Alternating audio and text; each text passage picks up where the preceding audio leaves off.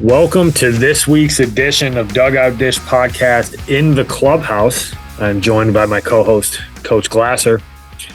What's going on? Waiting for this game to start.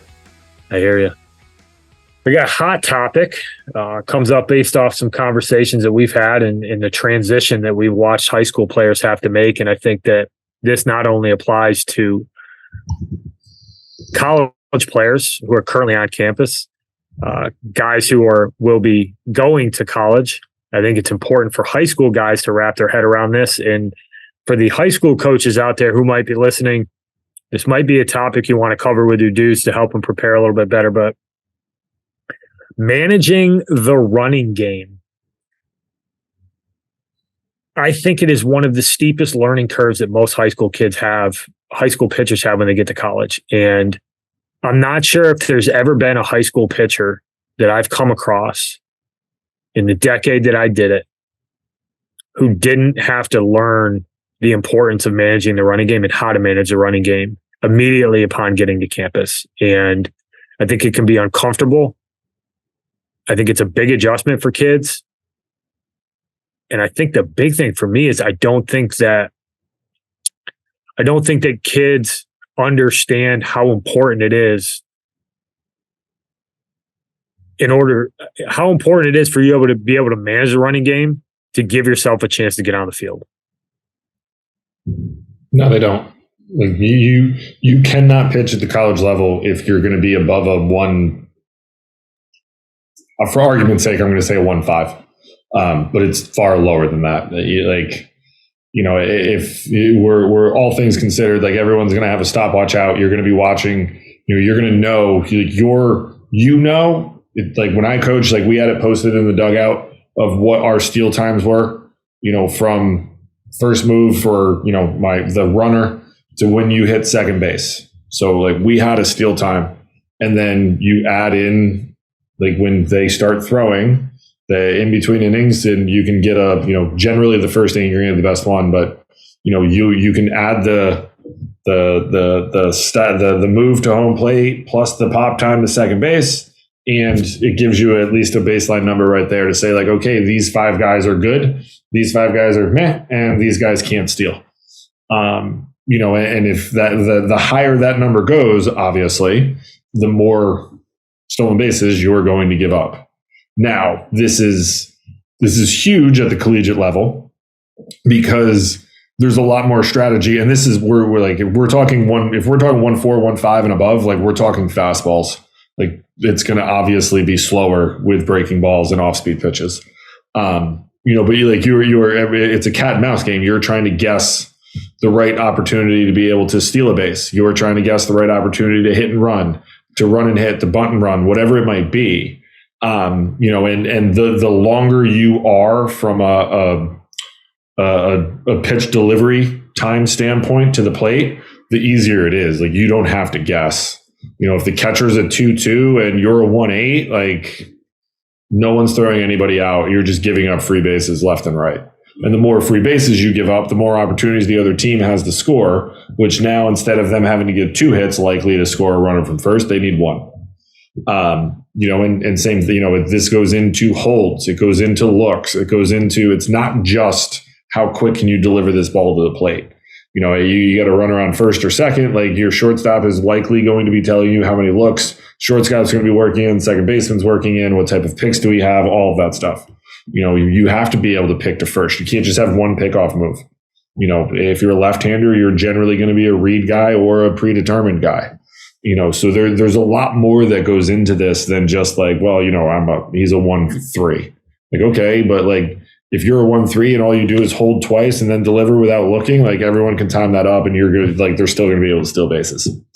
So, and this is why, conversely, you talk about it from a catching standpoint, like, you want to be really good behind the plate, but it's also why, like, and I've said this before, I hate the pop time being the end all be all of whether or not you can catch, because you're not going to be able to throw anyone out if nobody on the staff or certain people on the staff can't hold runners. Flip side, they're likely not going to be in the game because you can't be trusted enough in tight situations to get outs And if anyone gets on, it's going to be a merry-go-round, and we could be losing like that. Yeah, I mean, you get to a college game and not everybody can run, but when you get to college, the second baseman, the shortstop, the center fielder, the right fielder, and usually the third baseman, those guys can run. So if you're a 1-4 or a 1-5 and the catchers are 2-0, and let's be honest, that's what most catchers are, even the really good throwers. Like you see this shit on Perfect Game or whatever, guys throwing 175s. Like it's not true. It's not real. But it's just a basic math equation. And then when you mix in some of the finer points that you were talking about, like can you hold? Can you mix up your looks? Do you have an effective pickoff move? Can you pick to pick somebody off? And I think that's a big difference. A lot of guys can pick and throw over to first, but if you deliver the ball chest high, you're never throwing anybody out. Do you have a pitcher who can deliver the ball in the right spot? Like it's a lot more nuanced than having quick feet, right? Like where you put the ball really matters. You're talking about split seconds here. But if you're a college coach and you see a guy who's 1-5, 1-6, like it's like get him rolling, baby. Like we're going. Especially if you can pick a breaking ball count, like it's free. And you get a kid who settles into a pattern. He throws a breaking ball every 1-1 count. Like adios, baby. Runners in scoring position. It's big. I think the other thing that a lot of guys don't talk about too in pitchers, I think it's really important that you simulate throwing out of the stretch and you actually work out of the stretch. There's a lot of guys, their stuff ticks down when they get out of the stretch. So you have guys out of the windup who are 88 to 91 with a good breaking ball, 80 mile an hour slider, whatever you want to call it. Sweeper, slider. I don't know. They got all kinds of names for shit nowadays.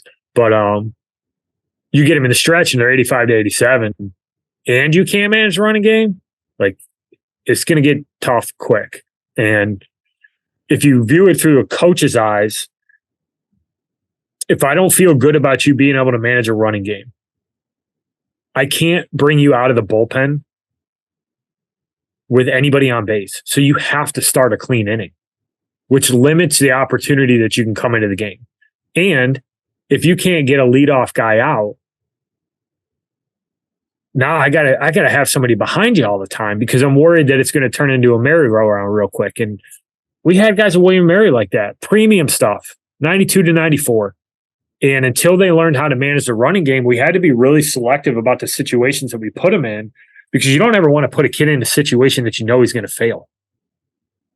Right. Your kid can't handle the running game and you bring him in with a guy on first base and the guy on first base, an above average runner. Like everybody's got a scouting report. They know you're a 1-6 to the plate. Like they can see it in warmups and it's going to start.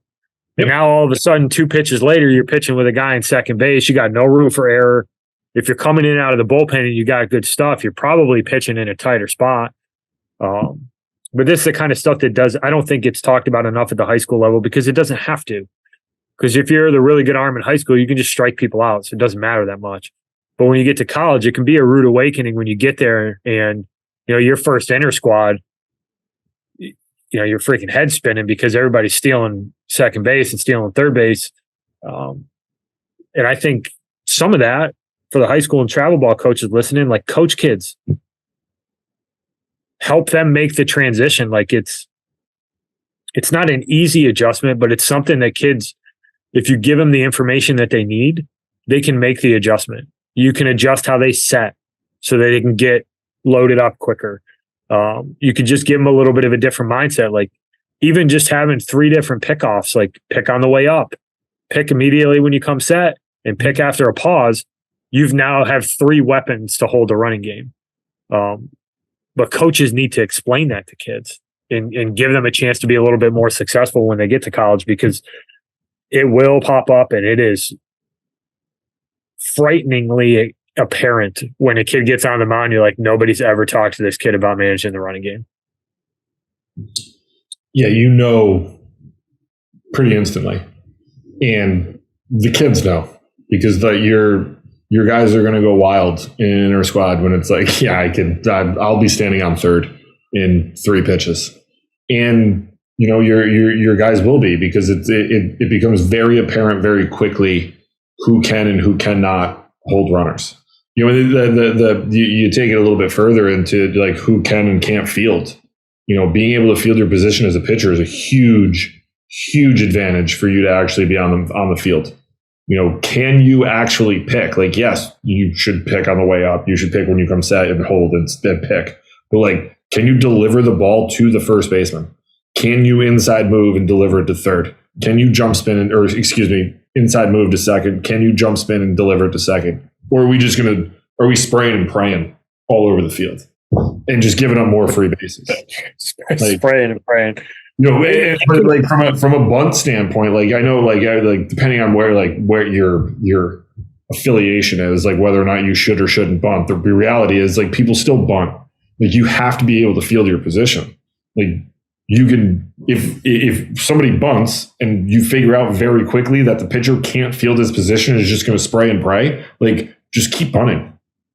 You're just going to keep scoring runs. Like the whole idea of this game, I digress, but is to score more runs than the other team. And if you find that weakness, exploit it. So like you need to be able to field your position as a pitcher, and that just doesn't account for, fielding bunts, or, that accounts for being able to pick. That accounts for being able to have certain holds, understand that you have to hold the running game, understand where guys are. Do you have a balk move? Like, yes, balk moves exist. That they exist. And if you're really good at it, you don't get called and you pick a lot of people off.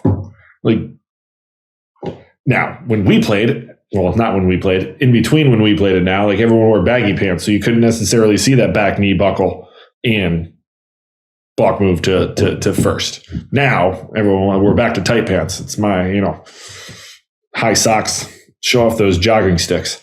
But, Scotty Chambers remember Scotty's move to second base? Like it was a pure balk. Yeah, it was ridiculous. We would take a guy off every single weekend and everybody knew. And immediately someone in the dugout, the head coach, we effing went over that. Blatant balk. But like in a 2-man crew, you couldn't call it, and he got guys out. He was really good at it. I don't think you'd get in a 3-man call in a crew, like unless you're legitimately looking for it. But like he was really, really good at it. And it's things like that you need to understand going into college, especially if you're an arm. Like it's not just going to be whether or not you have the velocity on your fastball and you have the spin rate and whatever else, your vertical break and your sweeper. You have to actually be able to not only do those things and pitch, but also control running games and field your position and do all these things. And that's to your point, like that's not talked about when you're in high school by and large, but it's also like, it's not going to be talked about in the recruiting process, right? Like when you're getting recruited, no coach is like, hey, listen, let's get into some things that really fire me up. PFPs. I love it. Like, listen, this is like, that's not a like, no one in the history, like, I mean, I shouldn't say no one, because I'm sure there's some sickos out there that are like, oh, PFPs fire me up. But like the vast majority of people know, like you're going to talk about like what your outing went, what was your fastball like? Were you edging the plate? How was your breaking ball? What's your changeup look like? Or, hey, I'm throwing a splitty, whatever it is. Like those are the things you talk about. You're not talking about like, yeah, I do this. I have this new balk move that I've been trying out. Like, there's people out there that do, but by and large, it's not. Like, you need to be able to understand that these are huge components of the college game that you need to know in order to actually get log innings on a college team. And then you need to get better at them if you want to be high, if you want to throw in leverage situations, like you got to be good at them. Yep. Teach the running game, teach how to handle it. Yeah. We sign off. Topic covered. Welcome to the Clubhouse. Welcome to the Clubhouse. Follow us on Instagram and Twitter, EMD Baseball. Check us out on emdbaseball.com. Check out our other podcast, Dugout Dish. It's on Thursdays. It's awesome. Thanks, everybody.